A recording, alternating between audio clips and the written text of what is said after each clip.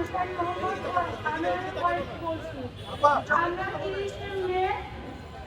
আমরা 30শে মে সকাল 10 ঘটিকায় আমার শ্বশুরের উদ্দেশ্যে রওনা দেই। আমার ছোট দেওরের বাসায় ইমাম হোসেন তানজিমের বাসায় আমরা যাই। ওখানে যাওয়ার পরের থেকে ওকে হমকি তামকি এরকম কিছু করে, তবুও আমার চুপ, ঘরের থেকে তেমন বের হচ্ছে না।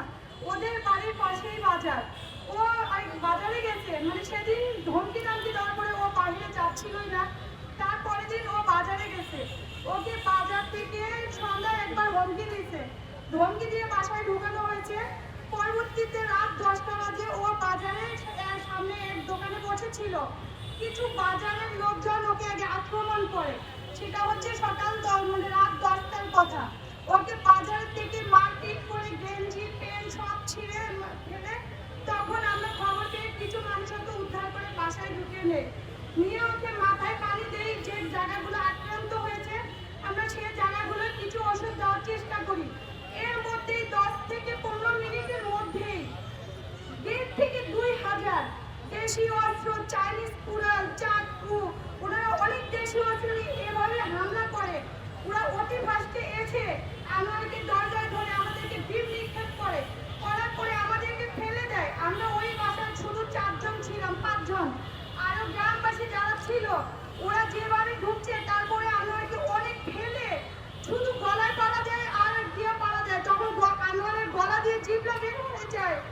ওকে লাস্টে আমরা কিছু জন মিলে ওকে ঘরে ঢুকাই আমরা সব গেট লাগিয়ে দিই।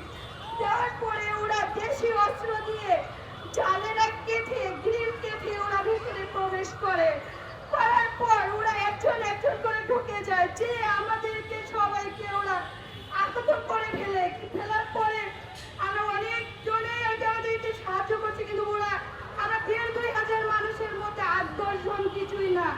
পরে ওরা আমাদেরকে আহত করে ফেলে ওরা ঘরের আলমারি শুকে জোড়াল সব কিছু ভেঙে ফেলার পরে ওরা আমাদের আলমারিটা ভেঙে আমার যার 21 ভরি গয়না ছিল, 2টা ল্যাপটপ ছিল, একটা কম্পিউটার ছিল, আমার গলায় 1.5 ভরির একটা চেন ছিল, ওরা সব ছিনিয়ে নেয়। এরপর প্রশাসন এসে আমাদেরকে উদ্ধার করে। বাট আমার 2 বছরের বাচ্চাটা, 6 বছরের বাচ্চাটা, 2 বছরের বাচ্চাটা আমার কোলে ছিল। ওরা আমার বাচ্চাটাকে নিয়ে এইভাবে ঢেল মারছে, ছাতিতে আমার বাচ্চারা বমি করে দিচ্ছে।